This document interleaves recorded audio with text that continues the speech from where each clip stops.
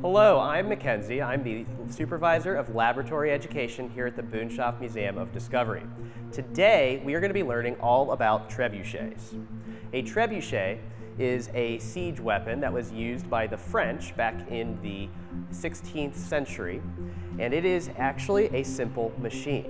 It is constructed of mostly just a lever. Now, a lever is something like what I have right here in front of me, where we have three main parts. We have a fulcrum, which is the point in which the lever will actually move on. We have what is called the load, or an object that we want to move. So I'm going to put a pumpkin over here on this side. And the last thing that we have is what's called the effort, or the force that is required to move it. So if I push on this end, it will move my pumpkin up in the air. Now, there are three different types of levers. They all have those three parts, the load, the effort, and the fulcrum. But where they are located on the lever is different. So in a class 1 lever, like what I have in front of me, this is something like a seesaw, a teeter-totter, or a crowbar, where you have your fulcrum in the middle, your load is on one side, and your effort goes to the other. Now, I can move the fulcrum closer and further from my load. So if I say move it a little bit closer to my load, my pumpkin will still be kind of low to the ground, but it won't take as much effort to move it from the other side. So I can take a small pumpkin, place it on the other side, and it will cause my big pumpkin to lift up. A class 2 lever is something like a wheelbarrow. So in a wheelbarrow, we have our fulcrum at the front, our load is in the middle of the lever, and the back of our lever is our effort, so that way we can lift up the back and it picks up the entire load a lot easier than if we try to, say, pick up all the pumpkins using just our arms. Now, a stapler is another class 2 lever. Our fulcrum is here in the back. Our load is going to be where the staple actually comes out, and then we actually can push down on the front to get our effort to make our paper go together. So I can just squeeze right here, and we've stapled our papers together. This is a class 3 lever. Here we can see our fulcrum is on one end of the lever, our load is on the other end, and our effort is going to go right in the middle. So if I pick up on the middle of it, you'll see that our pumpkin can then raise into the air. So examples of our class 3 lever are going to be things like a baseball bat. With the baseball bat, you yourself are going to be the fulcrum as you rotate. Your effort is going to be in the arm, and the load goes at the very end of the bat as you swing, and you hit the ball, and it goes flying through the air. A hammer is also an example of that class 3 lever. Similar to the bat, you are part of the fulcrum, so your wrist is going to be rotating, allowing for that rotation. The effort is going to be in the middle of it as it moves down, and the load is going to go at the end of the hammer's head. So if I take a nail, I can drive it into the wood by swinging it. Now, if you move the location of your fulcrum on, say, our class 3 lever, and you bring it all the way up here, you no longer get as much effort into the load. So when I try to drive a nail, it doesn't go quite as far into the wood. It's a lot harder, and it can fall out a lot easier. So it's better to hold it out at the end.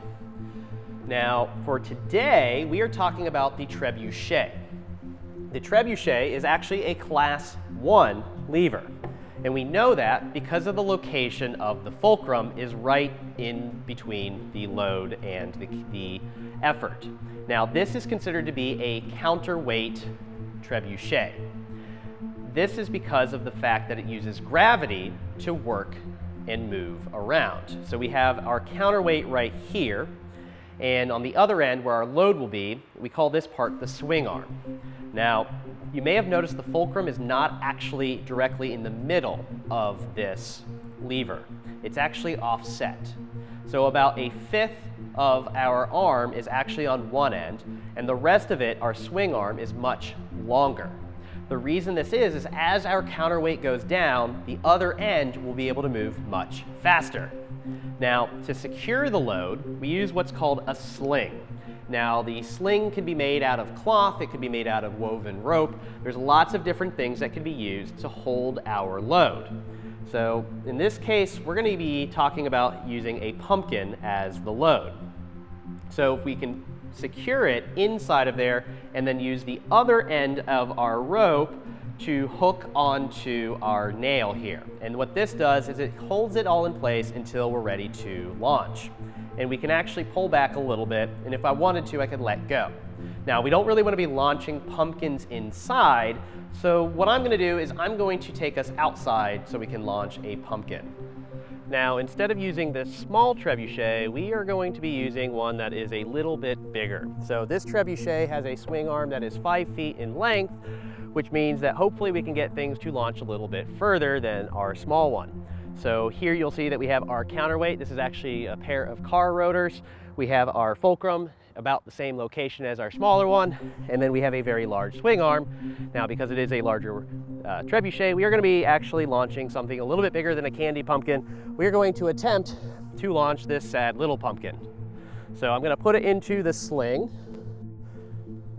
Now, trebuchets can be a little bit finicky sometimes.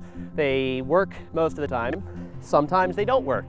Sometimes they launch the projectile directly up into the air and it can come crashing down on top of, say, the trebuchet itself. Now, I've got a pin in there that I have so I can launch this when I'm ready. So I'm going to count down from 3 and then I'm going to launch our pumpkin. So on the count of 3, 2, 1, firing! And our pumpkin has gone flying and has actually started rolling down the hill. Thank you for joining us today. I hope you've learned a little bit about trebuchets and levers. The next time that you see a movie with a trebuchet, the superior siege weapon in it, you will understand exactly how they work. If you liked this video, please hit that like button, and if you have not already, please subscribe, and we will see you next time. Bye.